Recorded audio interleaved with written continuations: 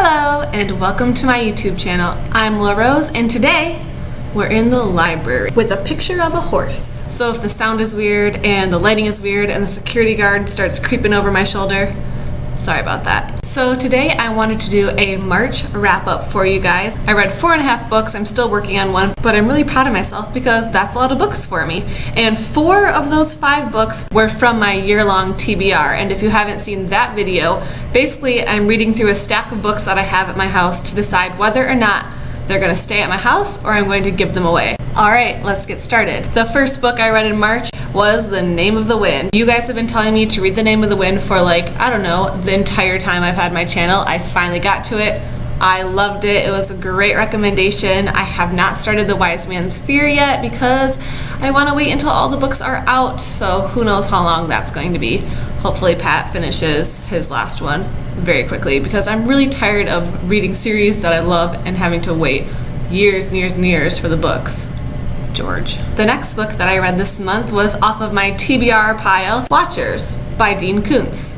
This is a horror book and it's about genetically mutated animals. I really enjoyed the beginning. It hooked me a lot. I was definitely terrified for one of the main characters who was getting stalked and I was just like, oh my gosh, so freaked out for her. I would say probably through the first third of the book I was really interested and then it kind of lost me. I felt like this could have been edited down a little bit more because a whole section of the book just felt like it lost tension for me. I did feel really strongly for one of the characters in the book, one of the genetically mutated animals. So a couple of those points were really good and the characterization was really interesting, but overall I didn't enjoy the book and I ended up just skimming through the very end of the book to find out what happened, and overall I would say this isn't the book for me. So that means this book will be in the giveaway pile. The next book that I read this month was Little Women by Louisa May Alcott. This is actually my first time ever reading Little Women. I kind of knew the general storyline because I grew up in the theater and they do this play a lot. So I was prepared for some of the sadder tragedies that happen in this book. But I was really actually surprised at how much I loved it. I can see why it's a classic. Even though the writing is a little bit old school, the characters and the family feel really hold up even over 100 years later, which is crazy. I have 2 sisters at home. My family's really tight, and so I really related to that part, and I cried 4 times when I was reading it. I did have a little bit of trouble toward the end. There was a little bit of insta-love that went on, which kind of pulled me out of the story a bit, but overall I really, really liked it. Even though I liked the story, I just don't think that this book is going to stay on my shelf. I'm actually going to put it in my donation pile. If I ever do want to read it again, this is just a book that I can easily check out from the library, and I probably won't read it again because it gave me a lot of feels. The next book that I read this month was On Writing by Stephen King. Some of you might not know, but I am a writer. I'm currently editing my first fantasy novel, and that's the reason that I do BookTube, because I want to keep reading, because reading makes you a good writer. I actually picked this book up last year, I want to say, and I got about halfway through it before I put it down and didn't pick it up again, and I said, okay, I need to get through this whole book. I really want to know what happens. I finished the whole thing this month, and I really, really enjoyed the memoir parts. I love memoirs. The writing advice, not so much. Maybe it's because I've been doing so much writing advice lately that a lot of the stuff is repeated over and over again.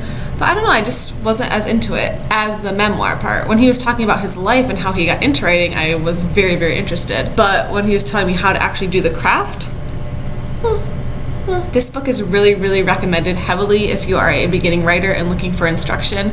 I would definitely say it's a good one. I just prefer to get my writing education through other means. I'm going to say On Writing is also going to be going in my donation pile. I've read it, I finished it, and I think I'd like to pass it along to another aspiring writer. The last book that I have is the one that I'm actually currently reading. This has already earned its place on my bookshelf. It's not part of my TBR pile. It is Dr. Dolittle's Circus by Hugh Lofting. $3.50. This is one of the books that I read as a child. My mom actually read, I think, multiple Dr. Dolittle books to us.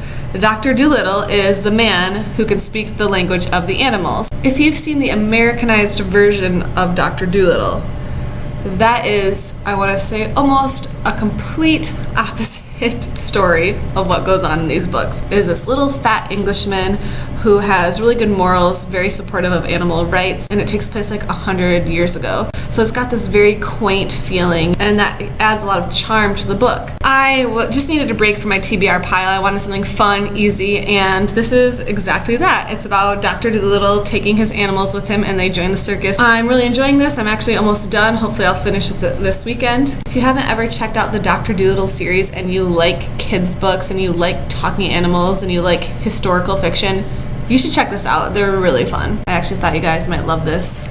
Personal Property of Laura R. Shank. Ooh.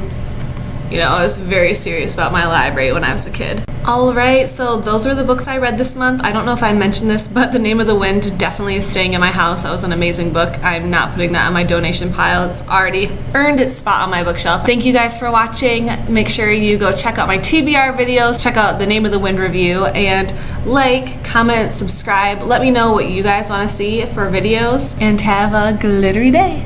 Bye-bye.